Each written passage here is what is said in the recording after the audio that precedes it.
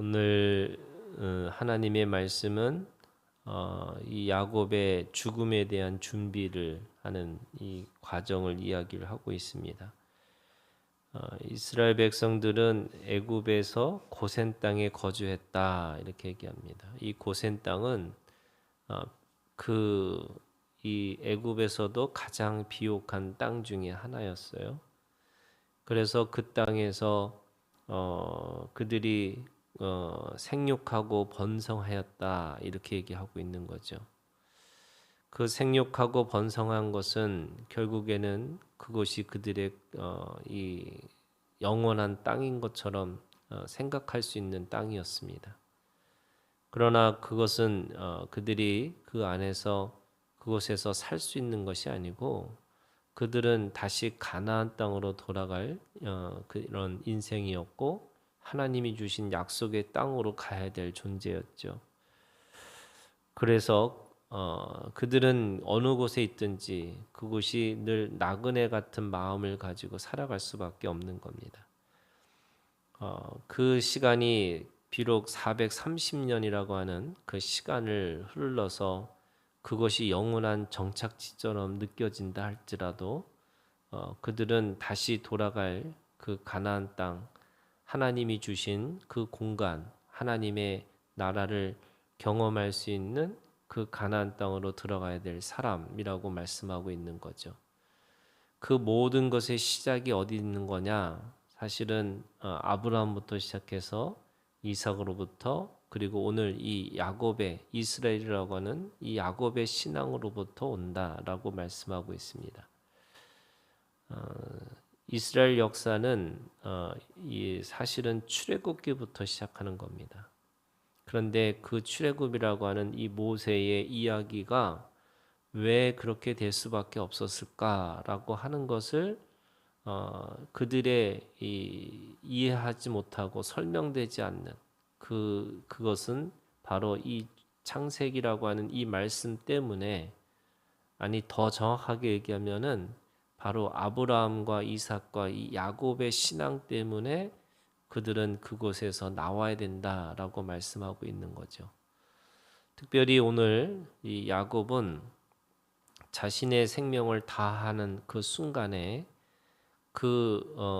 자신의 아들 요셉에게 세 가지를 지금 보여주고 있습니다. 첫 번째는요, 자신이 가야 될 그 죽음의 자리가 어디냐? 바로 이 30절에 이렇게 고백하고 있습니다. 내가 조상들과 함께 눕거든 너는 나를 애굽에서 메어다가 조상의 묘지에 장사하라. 요셉이 이르되 내가 아버지의 말씀대로 행하리이다. 자신이 가장 편안하게 누울 수 있는 곳이 어디냐? 바로 돈 주고 샀던 이 막벨라 굴, 그 헤브론이 자신이 죽어야 될 그 장소라고 이야기를 하고 있습니다.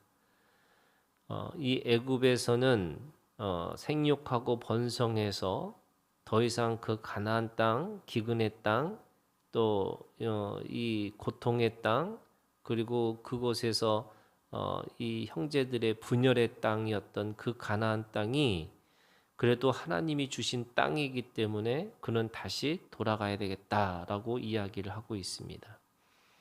그래서 모든 이스라엘 백성들이 왜 가나안 땅으로 들어가느냐?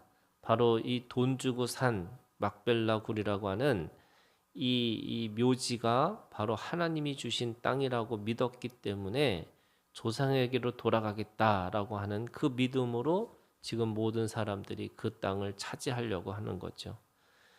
그래서 이 야곱도 자신의 죽음에 있어서 자신의 죽음의 장소 또는 다시 돌아갈 그 곳이 어디냐? 바로 가나안 땅이라고 이야기를 하고 있습니다. 두 번째는 그는 지금 이 48장 1절부터 계속 말씀하시는 게 뭐냐면 이해되지 않고 설명되지 않는 이 요셉의 아들을, 정확하게 하면 손자죠. 손자들을 아들로 정하는 겁니다. 우리는 이해가 되지 않습니다. 그죠? 요셉이 자신이 낳은 아들을 지금 이 아들을 야곱의 이 할아버지의 아들로 세워주겠다 이렇게 이야기를 하고 있는 겁니다. 그거는 나중에 그것이 레위 족속이 그 12족속에서 나오면서 11족속이 되고 그 요셉의 족속이 이 두 아들의 족속이 돼서 12족속이 돼 가지고 전체는 13족속이 되는 거죠. 그러니까 레위 족속은 그 12족속에 들어가 있지 않습니다.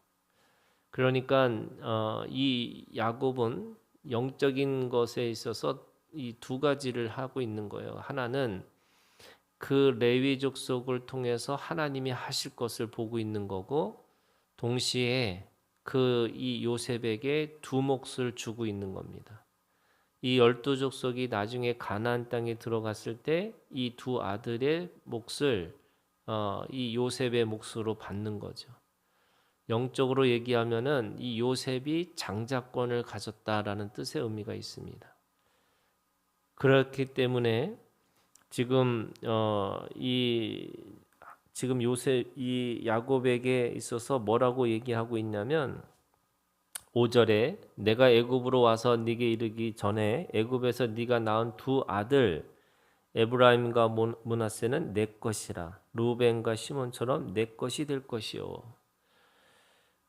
이것을 정확하게 보고 있는지는 모르지만 야곱의 이 행동이 결국에는 한 나라와 한 민족을 이루는 그 시작이 됐다라고 이야기하고 있고, 요셉에게 그 장자의 명분 또는 장자의 권리를 2배로 준다라고 이야기를 하고 있습니다.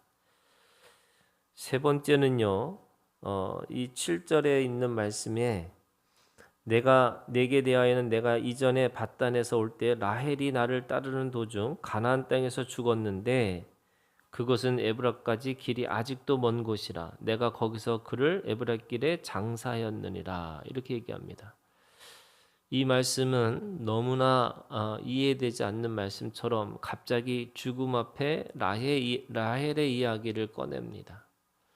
왜 그랬을까라고 하면은 이 에브랏이라는 게 곧 베들레헴이라고 이야기하고 있는 거죠. 우리는 역사를 다 알고 있기 때문에 그가 고백하는 것이 어떤 의미인지를 압니다. 그 가는 길이라는 게 베들레헴으로 가는 길이었습니다. 그 베들레헴에 가는 길이라고 하는 것은 바로 메시아를 기다리는 그 믿음이라고 할 수 있는 거죠. 그가 그거를 고백하고 있는 것이라고 이야기는 하는 것이 아니라 이 말씀 속에서 그렇게 기록한 것은 결국 이 모든 이 믿음의 선진들조차도 예수 그리스도를 통해서 구원받는다고 한다면 그 히브리서 11장에 있는 말씀처럼 믿음은 바라는 것들의 실상이요 보지 못하는 것의 증거라고 하면서 이 구약에 있는 사람들은 어떻게 구원받느냐? 바로 메시아를 기다리는 믿는 믿음으로 그들은 구원받는다라고 이야기하고 있는 거죠. 그래서 이 구약에 있는 그 사람들은 몇천 년 뒤에 오실 그 메시아가 그들은 보지 못했지만 믿음으로 그 보지 못하는 것을 증거하고 있고 바라는 것들을 증언하고 있는 것이라고 고백하고 있는 거죠. 그래서 이 야곱은 자기의 죽음 앞에서 누구를 기다리고 있는 거냐? 바로 메시아를 기다리고 있는 거죠. 오늘 우리는 이미 메시아가 우리 가운데 오셨고 그 메시아를 믿는 믿음으로 구원받은 자들입니다. 그런데 주님은 말씀하셨죠? 다시 오시겠다고. 그리고 영원한 하나님의 구원의 역사가 하나님의 나라가 우리 가운데 이루어질 것이라고 말씀하고 있습니다. 오늘 우리가 주님 앞에 이 죽음을 기다리는 사람들의 믿음, 모두가 다 죽음의 길을 간다고 한다면 이 세 가지를 반드시 우리는 기억해야 되는 거죠. 우리가 가야 될 본향은 여기가 아니고 하나님의 나라입니다. 우리가 가야 될 곳은 이 구약에 있는 사람들에게는 그 가나안 땅이라고 한다면 우리는 우리 주시는 하나님의 나라를 향해서 가는 나그네의 삶으로 살아가는 것이죠. 그래서 우리는 이곳에다가 성을 쌓고 살아가는 것이 아니고 우리는 이곳에서 장막 생활을 하는 것이고, 그래서 우리가 가야 될 영원히 거할 터는, 또 우리가 가야 될 영원한 성은 바로 하늘에 있는 우리의 거룩한 성 예루살렘이 우리 가운데 있는 것입니다. 그리고 우리의 신앙은 결국 우리로 끝나는 게 아니라 우리를 통해서 또 다른 계대를 이어가는, 그래서 또 다른 장자가 장자를 낳아서 그 영적인 이 장자의 명분을 가지면서 장자의 권리를 살아내라고 말씀하시고, 그거를 계대를 이어서 또 다른 계대의 믿음을 이어가라고 말씀하고 있는 거죠. 그래서 우리가 남겨야 될 것은 바로 이 믿음의 유산을 남기고 살아가는 겁니다. 이 믿음의 유산을 남기는 것이 결국 우리에게 맡겨진 이 죽음을 기다리고 죽음을 준비하는 자의 모습이라고 이야기하고 있습니다. 그리고 세 번째, 오늘 이 메시아를 기다리는 마음 가지고 주님은 다시 세컨 커밍이라고 다시 오실 것이라고 약속하셨습니다. 오늘 우리가 주님 앞에 영원히 이 세상이 끝나고 또 영원한 하나님의 나라가 우리 가운데 이루어질 것이라고 하는 소망으로, 그 소망 가운데 살아가는 것이 오늘 우리들의 믿음이라고 말씀하고 있는 거죠. 그래서 오늘 우리가 주님 앞에 이 세 가지를 죽음을 준비하는 자로서의 모습으로 살아가라, 이렇게 말씀하고 있는 겁니다. 이 믿음이 오늘 이 야곱 이스라엘의 이 믿음이 오늘 우리의 믿음이 되기를 주님의 이름으로 축원합니다.